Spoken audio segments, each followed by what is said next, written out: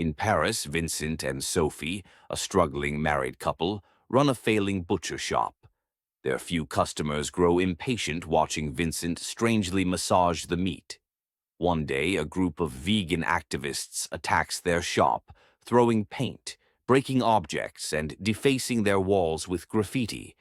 In a fit of rage, Vincent chases them and manages to tackle one to the ground, unmasking him.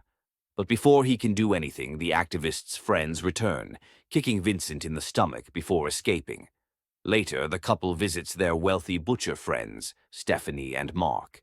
They lament their financial struggles and the bank's refusal to grant them a loan. Stephanie initially expresses sympathy, but soon brags about Mark's success. During dinner, Mark gifts Vincent a gun, insisting he keep it for protection. Vincent hesitates, worried about lacking a permit, but Mark dismisses his concerns and fires a shot into the pool as a demonstration. On their way home, Sophie announces she wants to separate. She finds their marriage dull and craves excitement. Vincent, however, is distracted by the sight of the activist from earlier, riding his bicycle nearby. Acting on impulse, he reverses the car to confront him, but in a horrific accident he runs the young man over, killing him instantly. Panicking, Vincent wants to call the police, but Sophie reminds him that he had been drinking and there's a gun in the trunk. He would be sentenced for life. Remembering a crime documentary, Sophie suggests they mimic a serial killer who dismembered his victims and scattered the remains across the city. Reluctantly, Vincent hauls the body onto his butcher table and begins slicing it apart.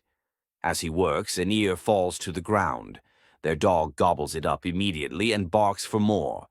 Seeing this sparks a thought in Vincent's mind. Later, exhausted and shaken, he tries to sleep, but Sophie coldly reminds him that they are now separated, forcing him to the couch. The next morning, Vincent rushes to the shop, only to discover that Sophie mistakenly sold the human meat, believing it was ham. Before he can react, a delighted customer returns, raving about how it was the best meat she's ever had and demanding more. Vincent tries offering her regular cuts, but she insists on the special ham. Sophie, still unaware of the truth, samples the meat herself and finds it delicious. When Vincent finally confesses, she is initially horrified, but only for a moment. Instead of disposing of the meat, she insists that they sell the rest to cover their debts. Soon word spreads about the exquisite Iranian pork, and the shop is overwhelmed with eager customers.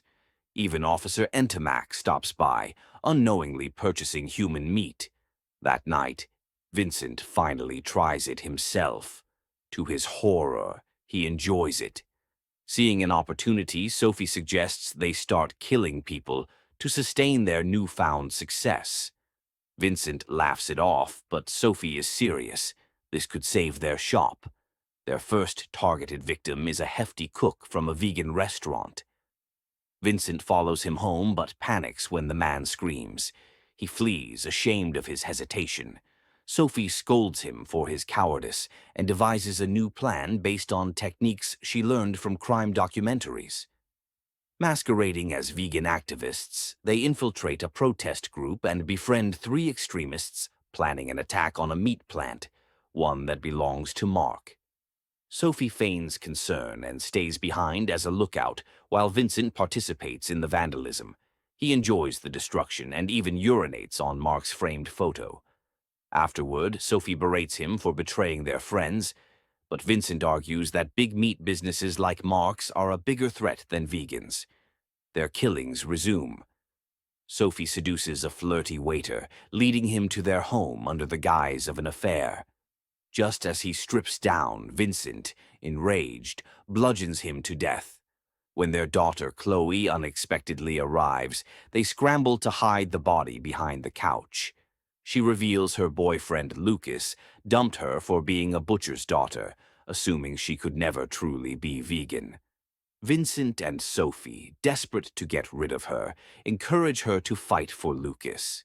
Their spree escalates. They hunt vegans, refining their techniques based on animal predation strategies learned from nature documentaries.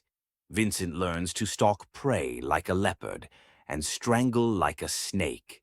Some nights, consuming human meat excites the couple so much that they end up making love in a frenzy.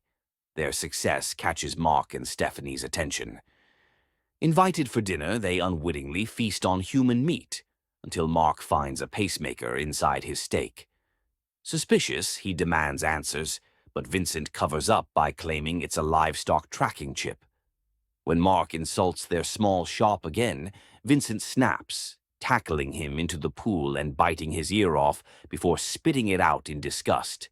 One night, Vincent hesitates to kill a woman, leading Sophie to berate him for his weakness. Their argument is interrupted by a knock at the door. Lucas has come to apologize for his behavior. Sophie sees an opportunity to make him their next meal, but Vincent, finally drawing a line, kicks him out and declares that their killing spree is over. The next day, Vincent tries selling regular beef again, but customers leave in disappointment.